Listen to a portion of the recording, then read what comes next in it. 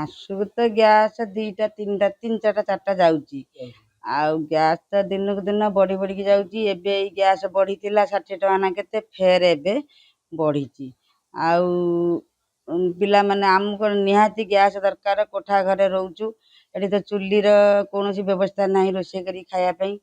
ଆଉ ଗଭର୍ଣ୍ଣମେଣ୍ଟ ତ ଏମିତି ଦିନକୁ ଦିନ ବଢ଼େଇ ବଢ଼େଇକି ଚାଲୁଛି। ଆଉ ପିଲାମାନେ ସ୍କୁଲ ଯିବେ କି କଲେଜ ଯିବେ କି ନା ଆମେ କାମକୁ ଯିବୁ କି କ'ଣ କରିବୁ, ରୋଷେଇ କରିବାଟା ବଡ଼ ପ୍ରୋବ୍ଲେମ୍ ହେଉଛି। ଆଉ ଗଭର୍ଣ୍ଣମେଣ୍ଟକୁ ମୁଁ ଅନୁରୋଧ କରୁଛି, ଆପଣ ୟାର କିଛି ବ୍ୟବସ୍ଥା କରନ୍ତୁ।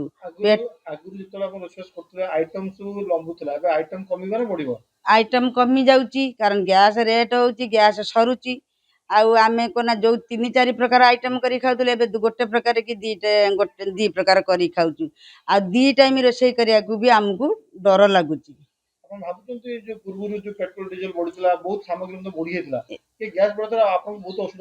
ବହୁତ ଅସୁବିଧା ହେଉଛି, ବହୁତ ସେ ସାମଗ୍ରୀ ବଢ଼ିଯାଇଛି, ବହୁତ ଅସୁବିଧା। ପେଟ୍ରୋଲ ଡିଜେଲ ବଢ଼ୁଛି ଅସୁବିଧା, ତା ସାଙ୍ଗକୁ ଗ୍ୟାସ୍ ବି ଦିନକୁ ଦିନ ବଢ଼ୁଛି। ଆମେ ବହୁତ ଅସୁବିଧାର ସମ୍ମୁଖୀନ ହେଉଛୁ। ରୋଷେଇ ଉପରେ ବହୁତ ପ୍ରଭାବ ପଡ଼ୁଛି। ଆଇଁଷ ହେଉଛି, ହେଲେ ଦେଖି ଚାହିଁକି ଆମେ ରୋଷେଇ କରୁଛୁ। କାରଣ କହିଲି 2-4 ପ୍ରକାର ଆଇଟମ୍ କରିକି ଖାଉଥିଲୁ, ଏବେ 1-2ଟା ଆଇଟମ୍ କରିବା ପାଇଁ ବହୁତ ଡର ଲାଗୁଛି। ଭାବି ଚିନ୍ତିକି ଆମେ ରୋଷେଇ କରୁଛୁ। ଗ୍ୟାସ୍ ମିଳୁନି, ଗ୍ୟାସ୍ ମିଳୁନି। ଏବେ 45 ଦିନ ପରେ କହୁଛନ୍ତି ଗୋଟେ ଟାଙ୍କି ବୁକ୍ କରିବା ପାଇଁ। ତାହେଲେ ଆମେ ବଡ଼ ଫ୍ୟାମିଲି, ତାହେଲେ ଗୋଟେ ଟାଙ୍କି ଆମର ମାସେ ଯାଉଛି। 45 ଆଉ ଯେଉଁ 15 ଦିନ ରହିଲା ସେଟା କେମିତି ଚଳିବୁ? ସରକାର ୟା ପ୍ରତି ଧ୍ୟାନ ଦିଅନ୍ତୁ, ୟାର କିଛି ପ୍ରତିକାର କରନ୍ତୁ।